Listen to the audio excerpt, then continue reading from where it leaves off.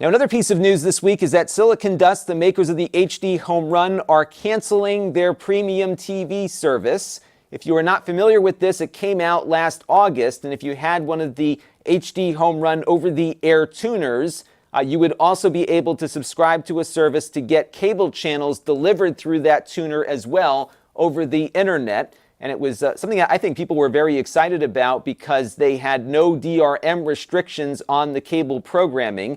It worked exactly like the HDHomeRun Prime does, which works over your cable system, in that you could record content from the HDHomeRun app. You could use Plex. You could use pretty much anything that was compatible with an HDHomeRun to bring content in, and you could have a lot of flexibility with it. Now, what's happened, though, is that the upstream provider that Silicon Dust was using for those cable channels got sued by the cable industry. Now, the cable industry alleges that Omniverse-TV, who was the upstream provider for this PremiumTV service, was not authorized to allow others to make their own subscription services using the Omniverse feeds. And Omniverse was providing their feeds to a number of subscription services out there. And this lawsuit says, your license did not allow you to distribute content to anyone other than your own customers. And it looks like this is really the heart of the issue here. Omniverse thought they'd be able to work this out through a settlement agreement, but apparently that's not going well if Silicon Dust is shutting down their entire service. Now, the tuners are still going to work just fine, but again, you won't get the cable services delivered along with your over-the-air content. So if you are looking for a streaming service and you want to match that with your over-the-air antenna, you'll have to be jumping back and forth between two apps, although I think it'd be pretty cool if maybe Silicon Dust could work out some agreement with another one of these streaming companies to allow you to integrate your existing subscriptions into their interface or to Plex or something. So we'll have to see if any of that happens. But at the moment, it looks like those tuners are just going to be used for over-the-air content.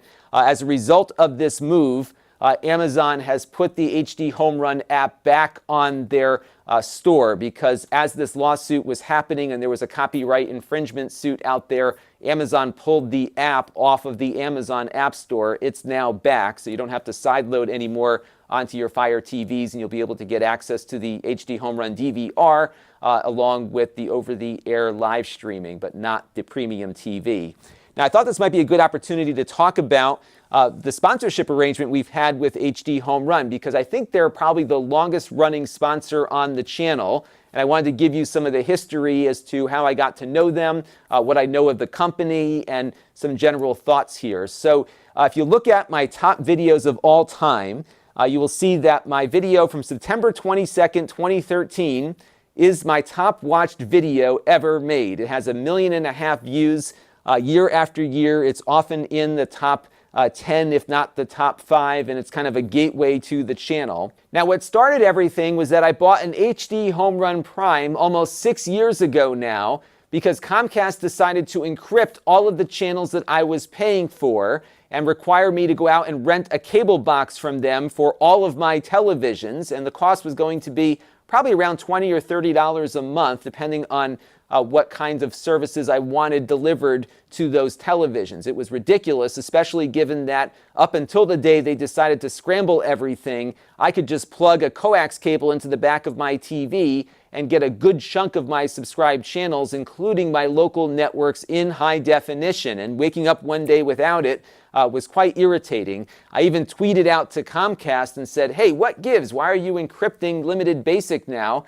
This goes back to August of 2013. And the guy from Comcast flat out lied and said that the federal regulations require them to do it now. That was total BS. They were given the opportunity to do that, provided they allow customers to also use their own equipment if they choose. And that is where the HDHomeRun Prime kind of fit in, because you could get a cable card from Comcast, plug it into the Prime, and that would allow you to do whatever you really want to do on your network. Now, back then, it was Windows Media Center as the server. Silicon Dust really didn't have their own software like they do now to manage everything. So it wasn't perfect, but it was better than what Comcast was providing, and it saved me a lot of money. And I wanted to make a video to kind of share this with the world, because a lot of other folks were dealing with this Comcast encryption at the same time, because this was a real money grab by Comcast to do that. So, of course, the company got to know me a little bit through that video, and then they asked me, I think for my first sponsorship with them, to help out with their Kickstarter when they launched their DVR project, which is something that I use to this day. In fact, every day we are using that HDHomeRun and the DVR, and I think it's a great product. I really do. My wife likes it. I love it. It's just been a great solution for the house here, and then, of course, I can integrate the HDHomeRun with Plex and other things as well. It's proven to be a really solid platform, so I had really no problem having them on as a sponsor because it's a product that saved me a lot of money and something that I really like. Now, one thing I think people don't always realize is that this is not a huge company. Yes, they have a huge retail presence. They're at Best Buy, for example. They're adding new customers all the time, given the fact that cord cutting is such a big thing right now, but they don't have the engineering resources of a larger company that can have a whole bunch of different products in the pipeline. In fact, the co-founder of the company is still one of the lead hardware engineers on all of the products that they make, and he does an exceptional job. If you look at how long my HDHomeRun Prime has been working there in the closet without a single issue, despite being on 24/7 for almost 6 years, I think that's a real testament to the hardware design that goes into things. And this is not a statement from them, but it's my opinion as to why they have focused where they have focused, is that the cord cutting market is enormous. We saw there are millions of people last week when we discussed this topic cutting off their cable subscriptions and looking for alternatives. That, of course, does involve an internet component, but a lot of people want to get as much as they can without paying a monthly fee.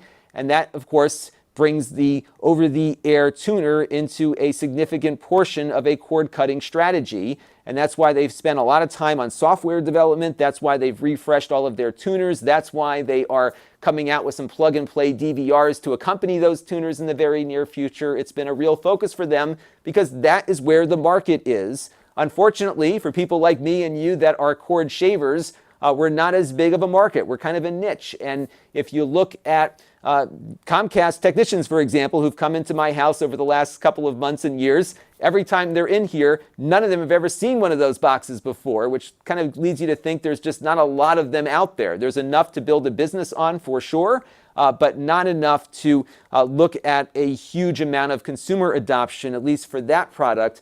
But clearly there's a huge adoption rate on the over-the-air cord cutting, which is why I think they have put their focus in that. They took a big risk on PremiumTV with devoting a lot of engineering time, at least for software, over to that versus looking at some of their other products. Unfortunately, that risk didn't pay out for them, but they clearly had to do it to try to capture more of that over-the-air cord cutter market, and I thought PremiumTV was a very nice accompaniment to that product line, and it's unfortunate it didn't pan out. I do hope that we'll hear some news on the 6-tuner device. People ask me all the time, what am I hearing, what am I hearing? Well, they don't tell me anything until they're ready to announce it, with the exception, of course, of our preview of the 6-tuner box back at the previous CES. So as soon as I hear something, I share it with you. And right now, there is no news on that 6-tuner box, and I know a lot of you are waiting on it. And I think it's unfortunate they have no product in the pipeline right now to serve the cord shaving market, because I do think that is a potential area of growth and one that I hope that they pursue in the future. But I'll tell you this much, that I've gotten to know the CEO who we've interviewed before, Ted, and we've also gotten to know the engineer, Nick Kelsey, who's the co-founder of the company, and they really care about what they're doing. And that is why I'm comfortable having them on as a sponsor here, even though they might make mistakes here or there or have some risks not work out for them like we saw with PremiumTV. Because they do care about their customers, they do care about the product line, and it's nice to have a company that is willing to put themselves out there like that without any BS PR in the way. You're going to talk to the head of the company, and he's going to tell you what's going on. And I think it's a welcome change from some of the other companies I interact here in the industry that are so cautious about everything, they're not willing to actually engage with the customer base. They regularly engage with customers in the forums. When you see Nick posting on there, that's the hardware engineer, the guy that is designing the hardware you're using. He's still in there with the customers, taking in their feedback and communicating and offering some suggestions when things don't go right. They've got some other staff now that have been more active in those forums as well. So I think they are a good company, and with good people who really want to do the right thing And this was an example of something that didn't work out for them. And I hope as the year progresses here, we'll see some progress on that 6-tuner box and some of the other things that we've been looking for, because there are a lot of longtime customers like myself that want to see that happen, and they're definitely getting that, and I think we'll see it at some point in the near future. So I just wanted to give you my input on the whole topic here because it's something I've been meaning to talk about for a while. I totally get and understand why those of you who are cord shavers sometimes feel as though you're not being appreciated by the company. After all, we were kind of the initial success that they found developing these cable tuner products, and I totally get that, given that we've been waiting so long for that 6-tuner product to come out, and now with no 3-tuner even available, if our product should break, we have very few options for getting replacements at this point. I think that's probably a frustration shared within the company as well. I think they want to get that product out there, and hopefully they'll have that as a focus in the months ahead here. But at the end of the day, I've gotten to know them quite well. I don't take sponsorships lightly here on the channel. I do believe that they are focused on the customer, which is what I always expect out of people who are going to sponsor things on this channel, and I think they'll have continued success here moving forward, and hopefully one of those successes will be a 6-tuner box. And I just wanted to give you my perspective on this and how I value the relationship, and I'd love to hear your thoughts down in the comments below. This channel is brought to you by the Lon.TV supporters, including gold level supporters, the 4 Guys with Quarters podcast, Tom Albrecht, and Kalyan Kumar. If you want to help the channel, you can by contributing as little as $1 a month.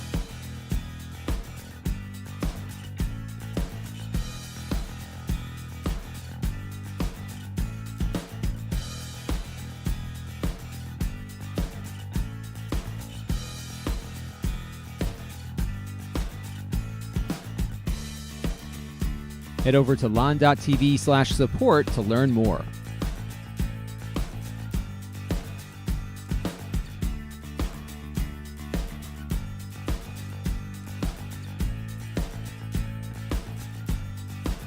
And don't forget to subscribe. Visit lon.tv/s.